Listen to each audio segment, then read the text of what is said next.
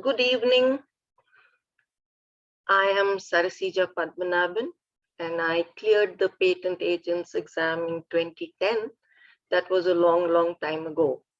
But I thought it would be useful for you, and so I would share some of my thoughts which might help you during your interview. Some very general points which you already know probably, but some things don't change and reiterating always helps. Okay, so that you are here and you're listening to this live session is already good news, because it means you've cleared the exam, the written exam. So congratulations. You have to know and believe that you have cleared the exam, that you know the act and you know the rules. Okay, so there is no need to be anxious. You don't have to prove that you know your stuff. The interviewers already know that you've cleared this, yeah. It's your ability to apply the act and the rules that might be judged. So just keep that in mind. You have to have, the application point of view. Can you translate the law and the rules for a scientist or an inventor? Keep a pleasant expression on your face. It will help you stay calm. Make eye contact with the panel members, greet them. Don't shy away from this. Okay, so body language or non-verbal communication, it always makes a difference. Remember, this is not a battle. Yeah, you have to make it into a pleasant conversation, and that's usually, that is up to you. And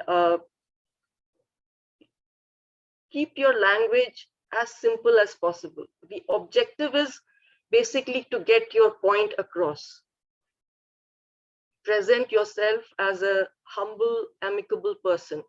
Yeah, nobody is born an expert. Most of us learn on the job.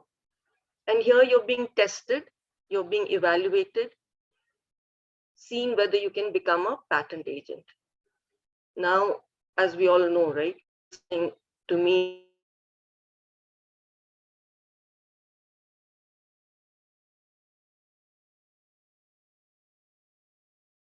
so brush upon your technical domain as well before going to the interview. Is there something specific happening which is related to your technical domain? There might be a few technology related questions, and my guess is that they would perhaps be very fundamental, basic. If you come from a research background, you might be asked about your project and its relevance. This is usually done to put you at ease. Yeah. The question that might be asked, and it might create a little bit of a confusion in your mind, is why are you not working in your core domain, right? You have to be honest here. We all have challenges and we have to face them. I was asked this question, this was long ago, but it was a simple question. Why, after 4 years of postdoctoral research in the Indian Institute of Science, would I choose to become a patent agent? So many women face career breaks even if they are well qualified, and to get back into the workforce is tough. You just state your truth as pleasantly as possible, right? Whatever the reason might be. You should be thorough with what is current, and the kind and number of questions that may be asked are many. Okay, so just a few points here. Do revise the forms and fees. These are fundamental. They generally ask a little bit about this, and you need to be comfortable with that. I'm sure you all know your 1, 2, 3, 5, and 26 inside out. Do look at the rule and form for expedited examination, the statement regarding the working of patented inventions on a commercial scale in India. These are very important. Amongst the sections, section 3D is asked about a lot, and the cases around it. We were asked even then about Glivac. So things that are, that are landmark, that have made a difference to our Indian patent law. Just know them, right? And then you also need to have an idea about what has changed. Is there a change in the way patent suits are handled? Anything recent? Example, the IPAB was dissolved. You need to know why. And when it was set up, why was it dissolved? Something has happened recently, so it should be on your fingertips. Also about the IPD, right? So these are some things which have happened, and one needs to have them readily on your fingertips. Be sure to convey, of course, only when asked, that you're aware of the section 117A. It would now read differently. It would not read as appeals to the appellate board, because the appellate board no longer exists, right? So it would be to the High Court. The form would be Form 9 on the DHC. Anything that has significantly changed. The rules have been amended in 2020, 2021, especially regarding the fees. Just know this, that this is important, and be thorough on this. And then know the relevance of patents, right? How they help and innovation, and in the context of Atmanirbhar Bharat, Startup India, the various schemes and programs that are ongoing in India. Now, for those in the life sciences, the COVID pandemic might steer your conversation towards the BOLAR exemption or towards compulsory licensing. These are very important provisions in our Act. Look up what is current and relevant, know what our government stance is, and why it is what it is. Just speak with ease, speak comfortably, always accepting that the experience of the panel member is more than yours, which it is. Okay, it might be steered towards Covaxin or Covishield. So brush up on the IPR scene on these vaccines. It might get complicated. You might not agree with the interviewer. Just state your opinion and let it go. Yeah, express your pride in how our country has managed vaccinations. It might not be related to the discussion, but it is related to the overall ambition. So just, this has to be conveyed if it comes to the COVID scene. And another area which might be interesting is artificial intelligence. This is not my domain, but it is, very, very current. It's on top of everybody's conversation items. So it's possible that the panel asks you something on India's stance regarding AI, the ambiguity around it. Section 3K, ownership of AI inventions. Just be prepared for a conversation.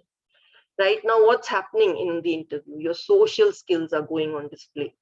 So as a patent agent, you will be communicating between the inventor and the patent office.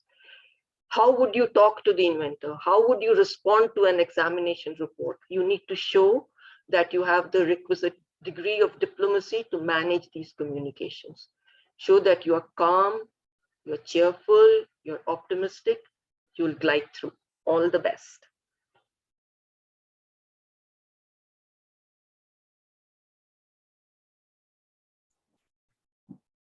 Okay, thank you so much, ma'am, for sharing all these inputs.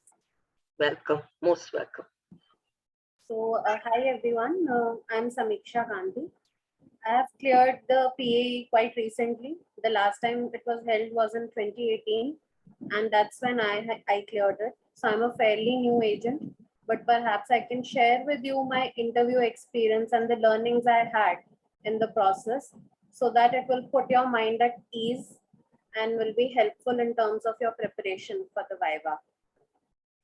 So what I'll do is I'll just share my screen, and then we can discuss in detail. So I hope my screen is visible to all of you all. Yeah, it is.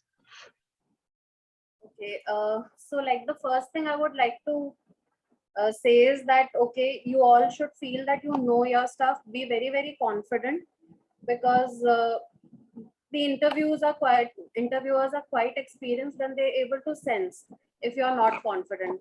What they want to check in the Viva is just how you will function in your day-to-day activities as an agent. So go with that mindset, be calm, and you'll cruise through the interview. So the first thing I'd like to discuss is that what will happen on the day of your Viva, what to expect and what to do that day. So on the day of your Viva, be sure to carry your original admit card, your government issued ID, all your revision material, and perhaps some water and snacks, etc. you might have to wait a bit before your turn comes for the Viva.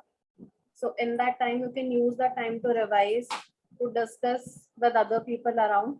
But don't be nervous as to the questions that are being asked, because everybody has a different interview experience.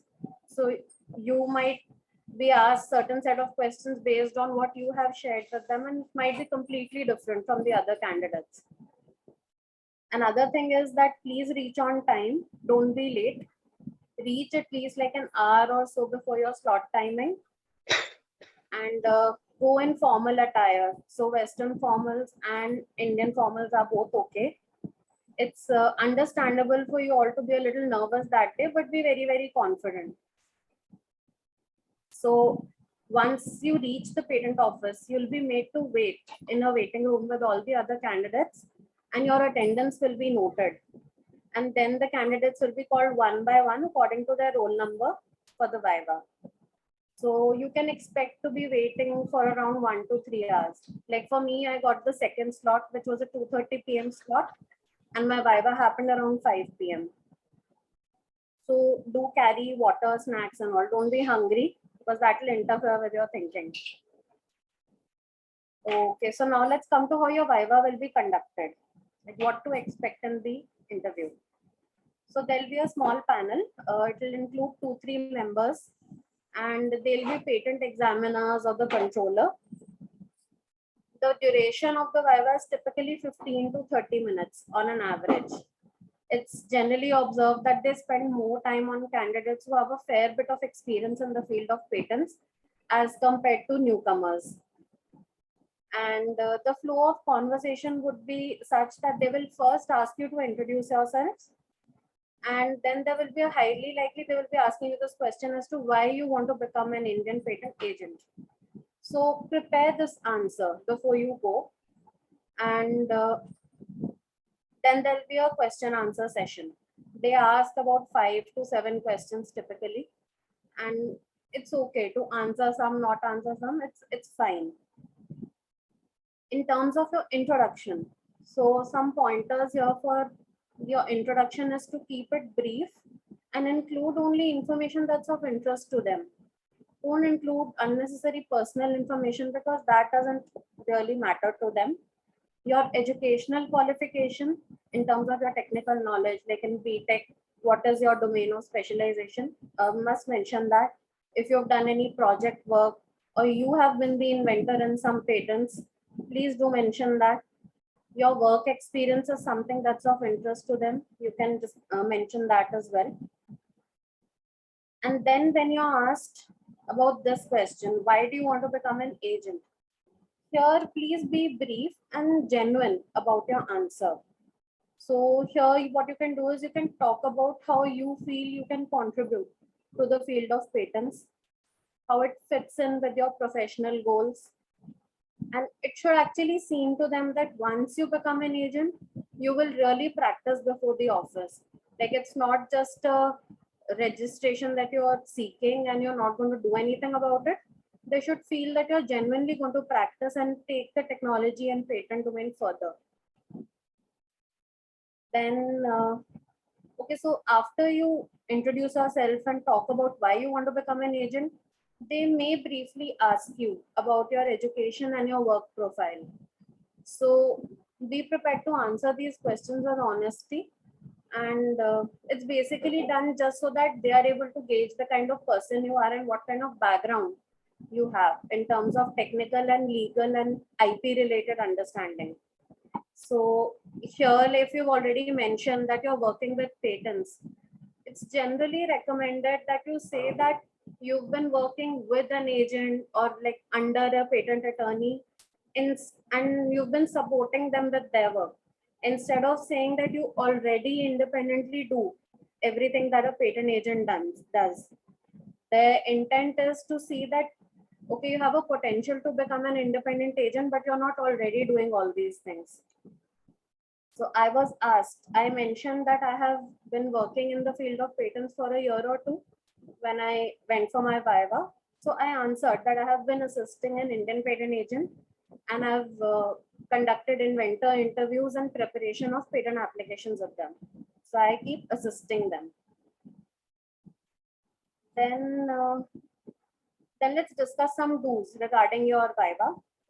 So the first thing you do is you greet the panel members, you maintain your eye contact with them. It shows that you're confident and you know your stuff, and you'll be able to, you won't get intimidated by them. Then the second thing is that you keep your introduction crisp. 4-5 sentences should be enough. Then about your education, qualifications, and work ex, I've already covered this. That be genuine about it. If you have a career gap, you've changed uh, careers, that's fine. You can just discuss it with them quite openly. It's like a conversation, really. It doesn't feel like they intimidate you. They're quite nice and easy to talk to. So do one thing, that you direct the conversation towards the topics you know well. For example, if your strength is in terms of filing, so you would be more comfortable in terms of talking about forms, fees, etc. Direct the conversation towards that. Or if you're more comfortable with discussing patent drafting, you could direct the conversation towards that. Then an extremely important thing is to hear and understand the questions carefully before you answer. Don't be in a rush, because sometimes when you're nervous, you don't really hear the question correctly. So take your time, take a second to pause and gather your thoughts before you answer. If by chance you don't know an answer to some question, you can apply your common sense and give an answer which seems okay. And if you're absolutely clueless, you can just convey genuinely that I cannot recall at the moment. It's fine not to have the answer to every question. So many things you'll be learning on the job, so it'll be fine. Then there are certain don'ts as well. Like, don't give out unnecessary personal information. Don't fidget. Don't fidget with your hair or with your clothes or with your pen or whatever. Like, they do gauge your body language and your confidence while you're appearing for the Viva. Also, most important thing, please don't interrupt any of the panel members at any point of time. Let them complete their question before you start answering. Also, don't answer more than what is asked. This is something really important, because then sometimes they perceive you as a know-it-all, and then they may ask you more challenging questions. You don't want the direction of the interview to go that way. Also, please do not provide any indication of your score in paper one. Like, don't act like, okay, I've done really well or I've not done too well. Don't do that. They don't have your scores at hand when they're conducting your Viva. So they'll be assessing you very objectively based on how you perform that day. Then sometimes, when other candidates are coming out of the Viva room, they share the questions that they were asked. If there is something absolutely new you've never heard of, don't start fretting about it at the last moment. It's fine. You maintain your calm. Whatever you know, just be sure of that. And one more thing, if there is something you don't know, don't try to confuse or derail the conversation. If you don't know the answer, just admit and move on. And also, do not argue with any panel member if you don't agree with what they say. You state your opinion, and that's about it. Then, then we come to some concepts of interest. So basically, what they want to assess in the Viva is your procedural awareness, how well you understand the procedures of the patent office. Like, do you know which file, which form should you be filing when? What all are the instances of fee payment? What are the latest amendments to the Patent Act? You should be well versed with these things if you're supposed to practice as an agent. So this is something very important that they will be testing you on. Then the next thing is technical awareness. So as we know, patent is a techno-legal domain. So the technical aspect of patenting is also something they would be interested in seeing.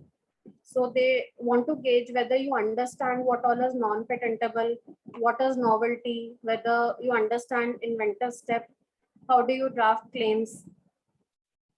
Then one more thing they want to judge you is how you would act in your advisory role as a patent agent. So you will be engaging with some inventors and scientific people who don't understand patent. as such. So how would you advise them about things such as anticipation? How would you obtain all technical features of their inventions? What is the patent strategy you will suggest to them? So your advisory role as an agent is something they're very interested in. Then the next thing they want to understand is how well you know what happens after the grant of a patent. Like, do you understand that a patent has to be worked after you get a grant? Do you understand licensing, revocation, restoration, infringement? These are some things that you will be using in your day-to-day practice once you become an agent. So these are something they are very interested in. They don't get into the nitty-gritty of subsections, and they don't want you to memorize stuff here, but just the practical application of it. And then the last thing they want to know is, like, with respect to the international patenting world, how well do you know those things? Like, do you understand what convention countries are? Do you understand reciprocity? Do you understand what PCT is? These are some basic concepts they will be checking you on. Here I've listed down some important sections for you guys. So if you would like, you can take a screenshot of this. These sections are the most asked sections at the time that I gave my interview. So like, what is not patentable is here. Opposition was popularly asked. Patent of addition was popularly asked. Like, I was asked to give an example of a patent of addition. Then compulsory licenses were asked. So these are some important sections that you should take care of, and be sure to brush up on these sections. Besides this, the forms, the fees is something they will be asking you for sure. And then here I just collated some Viva questions from PA 2018. Like, one of the popular questions was the difference between novelty and inventive step, or like non-patentable subject matter. This was a question I was asked about foreign filing license. So here you need to discuss Form 25. And how do you draft claims for a specification? I mentioned that I assist an attorney in drafting, so I was asked this question. So I had to explain that, okay, I obtained technical information from an inventor, sort out the features, put down essential features and independent claims, put down non-essential features and dependent claims. So they will discuss operational details with you as well. And if you've already been working in the field of patents, these questions will seem like a normal conversation for you. You won't feel like they're really interrogating you here. Then questions were asked about pre-grant and post-grant opposition, like which is more threatening for an application. Then they asked some people to explain infringement with an example, or the grounds for compulsory license. In terms of compulsory license, they also asked which was the first compulsory license in India. Then they also discussed things like what are the benefits of filing a provisional application, claiming advantages. Can you do it? No, we cannot. We claim features and not advantages. Then there were questions about PCT as well. Like, what is PCT, and like, why would one prefer to file a PCT application? So this kind of a question relates to patent strategy, how you would develop a patent strategy for your client. And then they ask procedural things as well, like how beyond how many claims and beyond how many pages do you need to pay extra fee. So in India, 10 claims are free and 30 pages are free. Beyond that, you need to pay extra fee. They ask about startups as well. Lately, most of the amendments are related to startups. They're reducing the fee, the startup facilitation also in place. So they do ask about startups. What is the definition of a startup and the fee exemptions and all that startup gets? You need to be up to date on that. SIPP. SIPP is a scheme for facilitating startups protection. So here there are registered facilitators at the patent office. They facilitate startups in filing applications by paying only the statutory fee. And the patent office actually pays these facilitators a fee for facilitation. So this is something that was asked. and that time very popularly. There are also certain questions like some people were asked the full name of the patent office. And so that is the Office of the Controller General of Patents, Designs and Trademarks. So you need to know these small things. Some people were asked the name of the current Controller General. I think at the moment it's Shri Chaitanya Prasad, but do check out these small details. It will just indicate to them that you regularly visit the website, you are up to date with the things that are happening. They also ask some people that what department is the patent office under, which government department. So the department is actually DPIIT, which is Department for Promotion of Industry and Internal Trade. And one more thing that you guys could do is that read the FAQs on the patent office website. They have a section for FAQs there.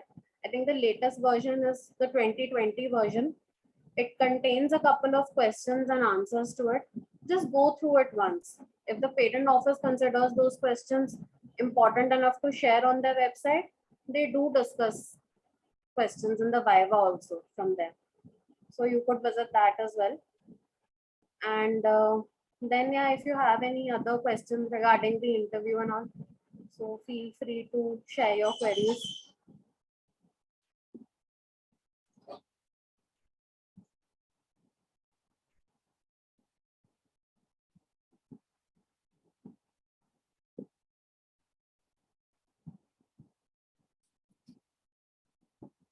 So I don't think I have any queries showing to me here.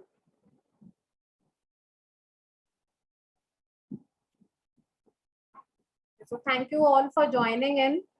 I mean, all the best for your exam. You'll all do well. Just brush up your basics and the latest updates to the act, and you'll all do well. All the best.